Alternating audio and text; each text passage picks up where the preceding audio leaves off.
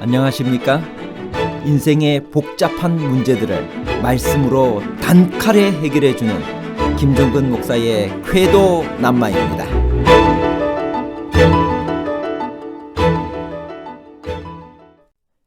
요한계시록 21장 1절에 나오는 새하늘과 새 땅, 그리고 요한계시록 21장 2절에 나오는 거룩한 성 새 예루살렘은 동일한 것인가요? 아니면 다른 것인가요?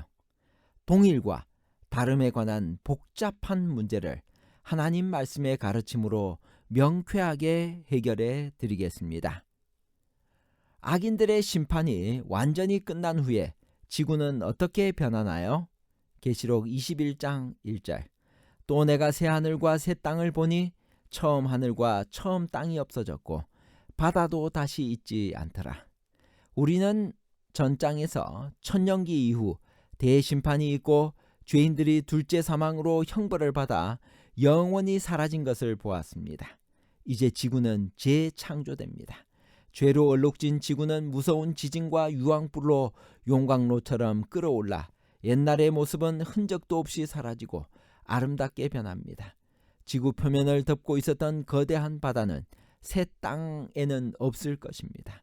어디를 가나 사람이 살기 좋은 강들과 호수, 그리고 수목이 우거진 아름다운 땅들이 지구 전체를 덮고 있을 것입니다. 그런 의미에서 요한은 바다도 다시 있지 않다고 말했을 것입니다. 재창조된 지구에 하늘에서 무엇이 내려올 것인가요? 계시록 21장 2절. 또 내가 보매 거룩한 성 새 예루살렘이 하나님께로부터 하늘에서 내려오니 그 준비한 것이 신부가 남편을 위하여 단장한 것 같더라. 하나님께서는 지상의 예루살렘이 복음의 중심지가 되고 축복의 근원이 되어 세상의 수도가 되기를 원하셨습니다. 그러나 이스라엘은 그 사명을 감당하지 못하고 배반하고 거절했으며 예루살렘 성은 영원히 파괴되고 말았습니다. 이제 하나님께서는 새로 창조된 지구에 성도들의 거처가 되고 지구의 중심이 될 새 예루살렘 성을 보내주십니다. 하나님께서 성도들을 위하여 친히 준비하신 이 성은 신랑을 위하여 단장한 신부처럼 아름다웠으며 영원히 계속될 것입니다. 구원받은 성도들에게는 무슨 일이 있을 것인가요? 계시록 21장 3절 4절. 내가 들으니 보좌에서 큰 음성이 나서 이르되 보라, 하나님의 장막이 사람들과 함께 있으며 하나님이 그들과 함께 계시리니 그들은 하나님의 백성이 되고 하나님은 친히 그들과 함께 계셔서 모든 눈물을 그 눈에서 닦아주시니 다시는 사망이 없고 애통하는 것이나 곡하는 것이나 아픈 것이 다시 있지 아니하리니 처음 것들이 다 지나갔음이러라. 땅과 바다와 하늘에만 변화가 온 것이 아닙니다. 근본적으로 사람의 삶이 전적으로 달라집니다. 죄악 세상에서의 삶은 눈물이 마를 날이 없었습니다. 병으로 시달렸고 죽음과 불행이 있어서 애통하는 것이 끝이 없었습니다. 이제 새하늘과 새 땅에서는 그런 것들이 다시는 없을 것입니다. 새하늘과 새 땅의 아름다움을 요한은 부정의 형식으로 표현하고 있습니다. 즉 바다도 없고 사망과 애통이 없고 아픈 것이 다시 없으며 해와 달에 비춤이 쓸데없고 밤이 없고 저주가 없습니다. 하나님의 처소가 사람들과 함께 있을 것이고 친히 그들과 함께 계실 것입니다. 하나님께서는 어떤 감격적인 말씀을 하셨나요? 계시록 21장 5절 6절.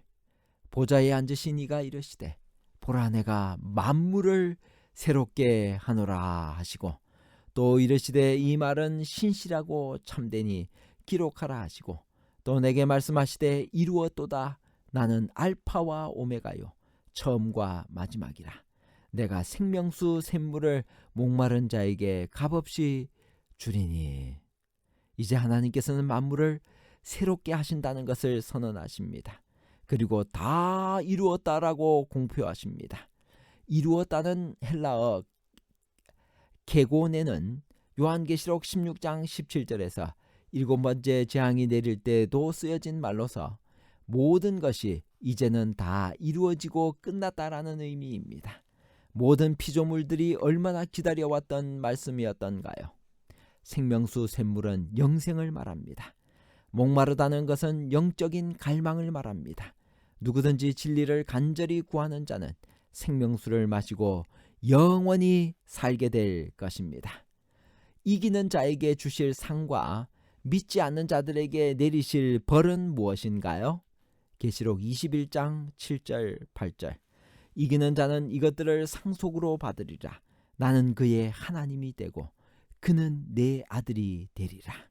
그러나 두려워하는 자들과 믿지 아니하는 자들과 흉악한 자들과 살인자들과 음행하는 자들과 점술가들과 우상 숭배자들과 거짓말하는 모든 자들은 불과 유황으로 타는 못에 던져지리니 이것이 둘째 사망이라. 어린 양의 신부는 누구인가요? 계시록 21장 9절에서 11절.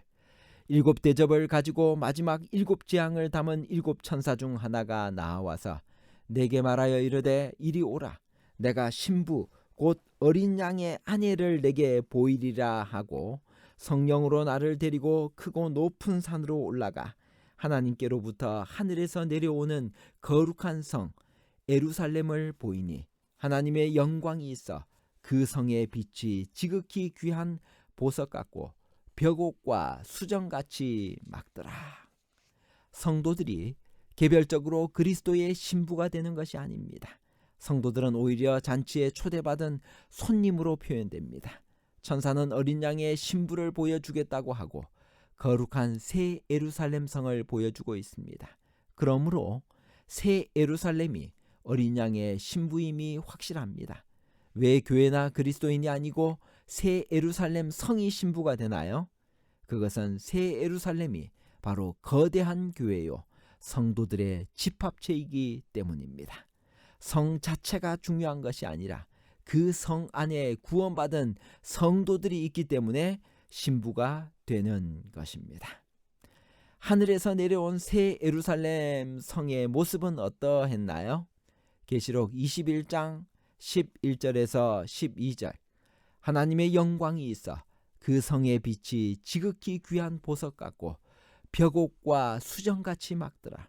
크고 높은 성곽이 있고 12문이 있는데 문에 12천사가 있고 그 문들 위에 이름을 썼으니 이스라엘 자손 12지파의 이름들이라. 새 예루살렘이 이 지상으로 내려와서 성도들의 영원한 거처가 된다는 말씀은 상징으로 보아야 하나요? 아니면 실제인가요? 계시록 22장 22절. 성 안에서 내가 성전을 보지 못하였으니 이는 주 하나님 곧 전능하신 이와 및 어린 양이 그 성전이심이라. 그 성은 해나 달의 비침이 쓸데없으니 이는 하나님의 영광이 비치고 어린 양이 그 등불이 되심이라. 이 모든 것들을 새 예루살렘 성의 아름다움과 거대함을 나타내는 하나의 상징으로 봐야 할 것인지 아니면 실제 크기나 아름다움을 그대로 묘사한 것인지가 문제입니다. 그러나 성도들이 거하는 새 예루살렘 성이 실제로 존재하는 이상 그 크기나 아름다움도 실제라고 보는 것이 합리적입니다. 성도들이 살 하늘은 얼마나 아름다운 곳일까요? 계시록 21장 25절. 낮에 성문들을 도무지 닫지 아니하리니 거기에는 밤이 없습니다. 사람들이 만국의 영광과 존귀를 가지고 그리로 들어가겠고 무엇이든지 속된 것이나 가정한 일 또는 거짓말하는 자는 결코 그리로 들어가지 못하되 오직 어린 양의 생명책에 기록된 자들만 들어가리라. 결론입니다.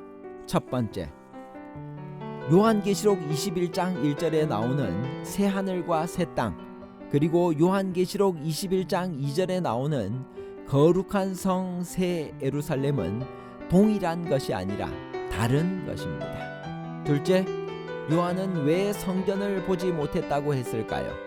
요한이 성전을 볼 수 없었다고 말한 요한계시록 21장 22절은 새 하늘과 새 땅이 이루어진 후에 광경임을 알 필요가 있습니다.